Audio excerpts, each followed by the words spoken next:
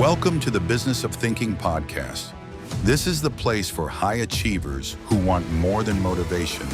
They want mastery. Here we skip the surface level talk and go straight into the psychology of high performance.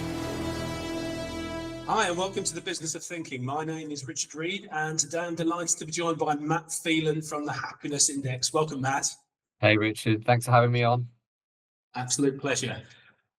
Before we go into a little bit about what the Happiness Index does, let's take a deep dive into your background. Let's talk a little bit about your upbringing, where you grew up, and the things that really shaped the person you are today. Do you want to tell us a little bit about things growing up?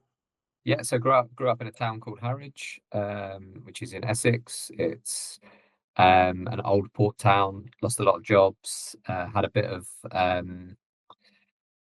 tourism, but lost that as well. So it's a place that I love, but it was definitely a place that has had its struggles. I grew up on a farm just outside of the town, so slightly different upbringing to lots of people. I think people watch Countryfile and they see it all and it's all lovely, doesn't it?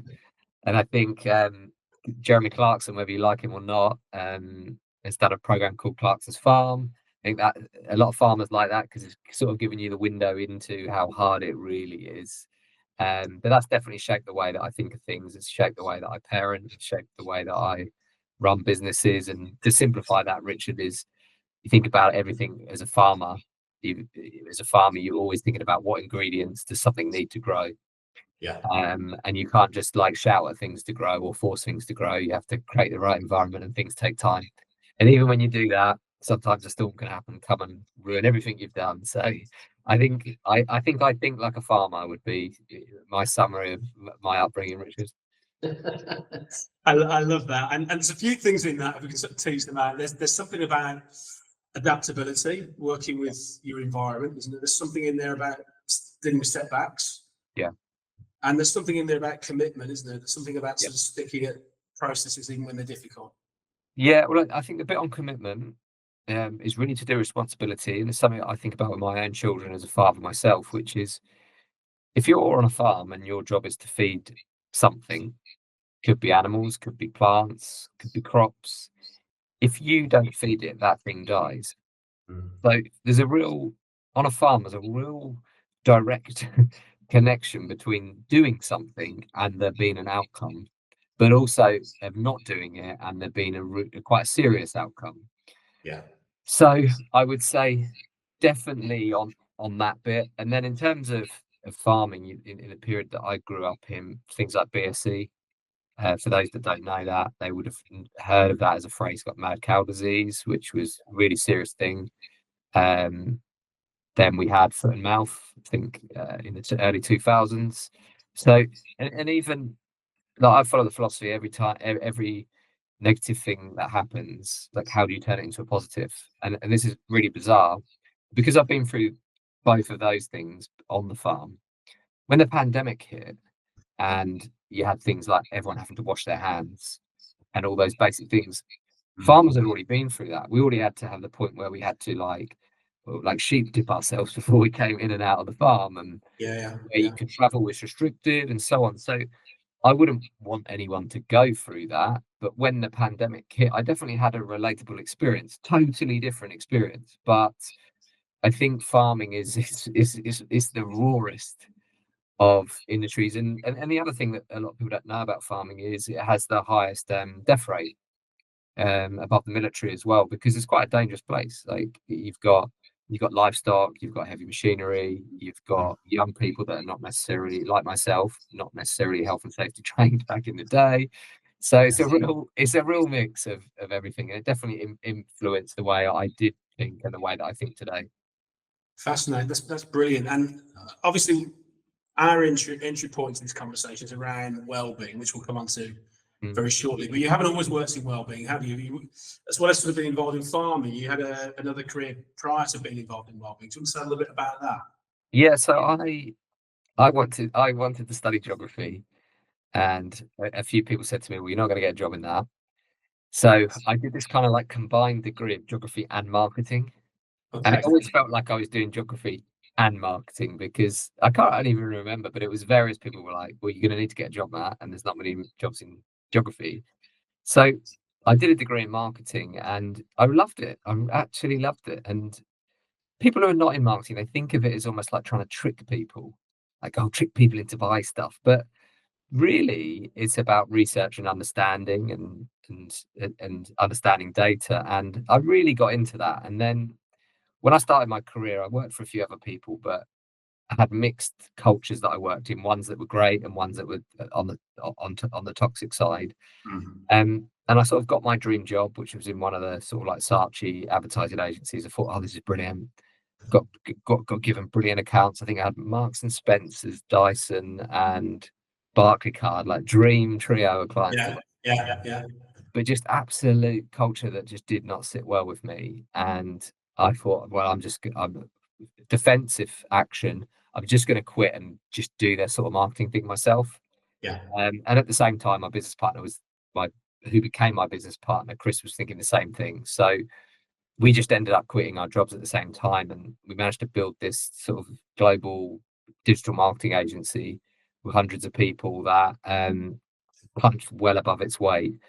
But whilst we were growing it, we realized culture is the core of everything, and it was a major part of why we were successful.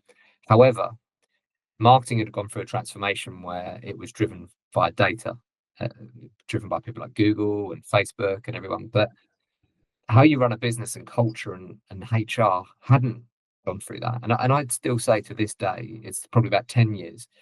The resources, budgets, and uh, the way that marketing teams work, I still would say is 10 years ahead of how people teams work. And that's not, I don't mean that in a disrespectful way. I just think it's an equitable bit around, if you work in marketing, you're revenue generating. If you work in HR, unfortunately, even though I don't agree with this opinion, you're seen as a cost center. Yeah. So resources flow less into it. And we built the happiness index in our own company to measure culture and employee happiness and customer happiness. And then when we sold the first business, we had this moment where we thought, oh, maybe we could retire. And then we realized, well, we felt like we were too young. This before my hair went grey. And then we went all in on the happiness index, and it's been a decision that sometimes I've regretted and sometimes I'm very happy with, but mostly 9 times out of 10 I'm happy with it. But when things like the pandemic happen, you think, oh geez, I should have just gone and lived on an island somewhere. But on the flip of that, I'm pleased I've lived through these uncertain times, because you learn a lot. The more change there is, the more you learn, is my philosophy. Yeah, yeah, totally subscribe to that. And I'm just sort of thinking about your career transitions. You went from working for an agency to having your own marketing business to then doing something entirely separate with the happiness index. Yeah. What kind of a transition was that? Was that a leap of faith? Was it a gradual process? I'm just kind of wondering from a psychological point of view, what was happening for you to make that sort of flow?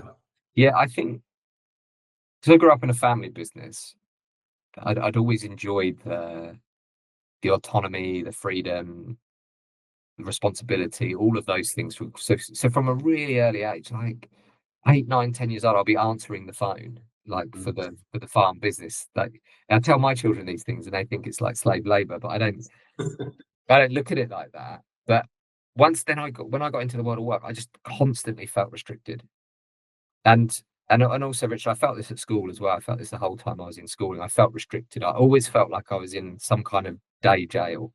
I Yeah, felt like that at school, and then I felt like that at work. And I just wanted to get out of that. That was my main thing. And then that the opposite feeling of that complete freedom is like, oh my God. It's you're on like, your own. Yeah, yeah, I like imagine you're a fish living in this lovely like little lake, and it's all great, and then you go out into the big ocean. You're free, but also it's a bit scary. There's these big waves. There's sharks that can kill you. There's all these things, but I love that feeling, and I embrace that feeling. And if I don't have it, I feel restricted quite quickly. yeah, yeah. So that's the thing that sort of spurs you on, that sort of free expression. Yeah, Yeah. absolutely. Fantastic. And so you span off the happiness index. So it sounds like it went from being sort of an in-house thing to being an entity in its own right. Tell us a little bit more about what you do with the happiness index. So first off, we were just trying to understand, everyone says, oh, my people are my greatest asset. And Mm. all these lovely statements. We were just trying to get some data behind it, because people say stuff all the time that sounds good, but is it actually true? Yeah. Yeah, there's a Like, lot of cliches and hollow comments, aren't there? Yeah. yeah, the medical world's full of it, isn't it? Like, I remember the example of doctors saying that at one point it was accepted um, wisdom that if a child had diarrhea, you don't give them water, because the accepted wisdom was like more water would just make it worse. Like, it's pretty conclusive now that if a child has diarrhea, you should be giving them fluids. Yeah. Um, and I know I use quite a drastic example there from the medical world, but all worlds are like that, aren't they? Until you can add some data, and I see data as like light, where something's dark, you can add some data in. It doesn't necessarily always make your decision, but at least you've got the light. And once the light's on, then you can hopefully make better decisions. That's how I see the world of data. And we've just been slowly over the last 11 years collecting data on this, and shedding as much light as we can, not to tell people what to do, never that, but just to say, this is what we've observed. That might be useful when you make a decision next time. Yeah. Yeah. And then I guess that makes people more confident, doesn't it, to spend the money that you say perhaps they're holding back on, in terms of sort of investing in their HR and their culture. When you can sort of back it up and demonstrate the value of what you're spending, it makes it so much more easy for people to do. Sometimes, Richard, sometimes not. Okay.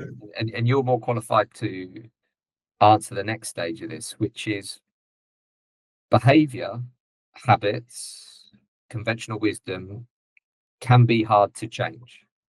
Even if you show someone the most conclusive data, if that goes against maybe the way that they've felt or thought for 20, 30 years, or they've been trained, Mm. there can be a real resistance to it. So, yes, and that's why we exist. But I always caveat it with, human beings are funny things, and you know more about this than I do, Richard. And the data's just there to help people along the way, but even the most conclusive data can get the biggest resistance if it shows something that maybe is slightly different to what people felt before. I mean, you must have loads of examples of that, Richard.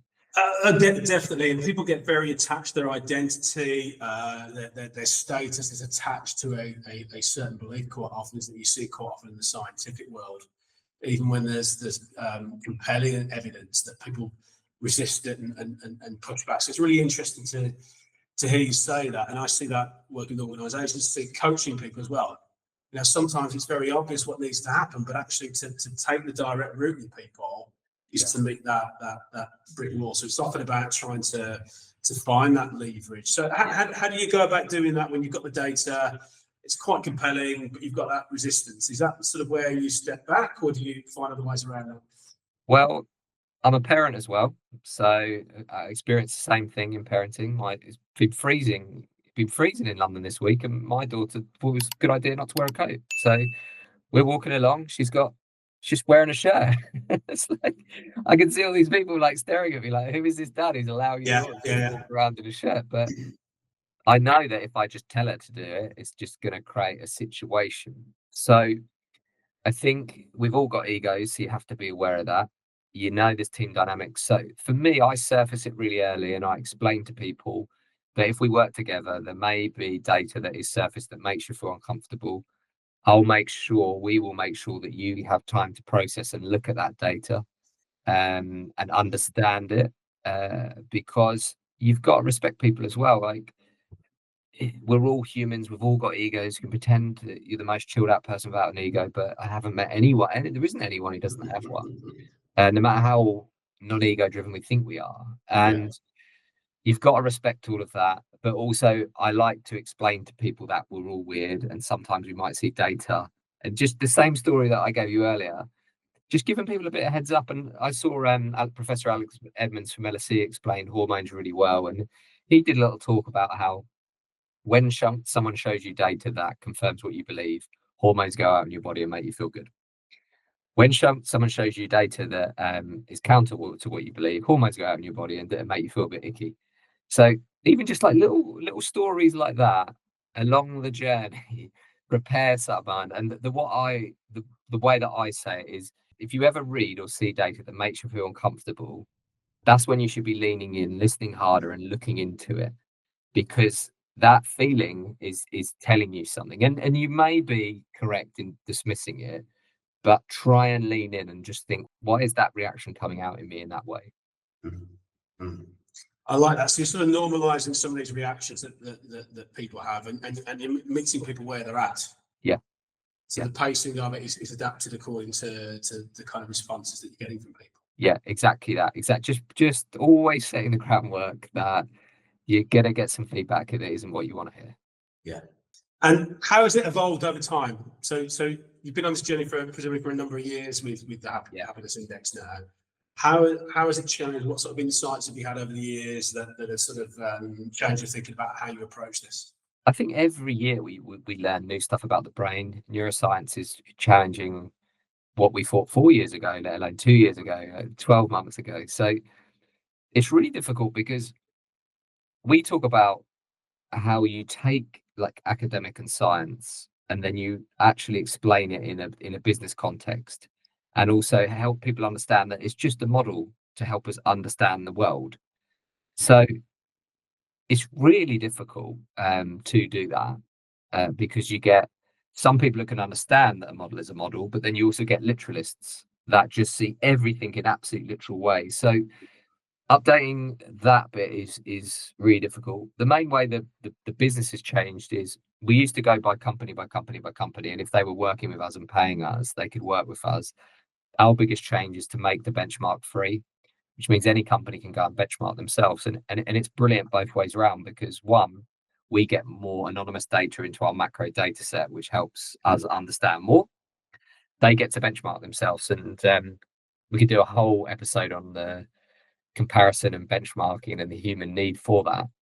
Because quite often it's really weird. We own one of the largest, the deepest benchmarks in the world, but I don't actually recommend benchmarking, ironically. As in, I believe the only people that you should benchmark yourself against is yourself. Where were you last year, and so on. However, Yeah.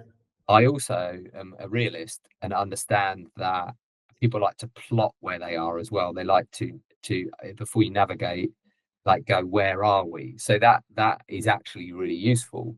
But so I do believe in the benchmark that we have, but I remind people that it is so specific context driven, because even if you benchmark yourself against your exact competitor, they've got a different CEO, they've got a different price model. So Yeah. benchmarking is really good to understand where you sit in that big wide ocean.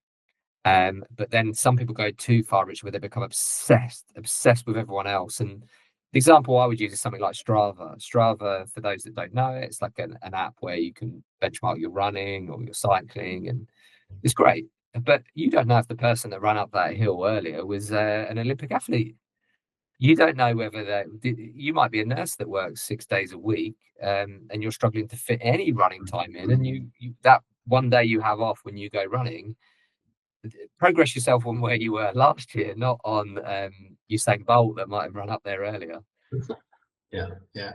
Because I can imagine it could be quite demotivated if you compare yourself against an organisation in a similar industry that's actually got more maturity in this area. You think, well, it's not working, or Yeah. we're terrible. What's the point? Yeah, so comparison is the thief for joy. But my recommendation is anyone can go and use the happiness index benchmark. Use it to plot where you are in that big wide ocean, but then try to go deeper into yourself rather than everyone else. Otherwise, you just end up in this cycle of doing it all the time. So it's really useful. Go and benchmark yourself, but think about it as the starting journey. If you're trying to get to Leeds, if you're in South Africa, it would be different to if you're in New York. So just use it to understand your starting point, think like a compass, and then navigate forward from there. Yeah, yeah. And what we'll do after this, Matt, is share the link for that survey for anybody who's interested. Yeah, thank you.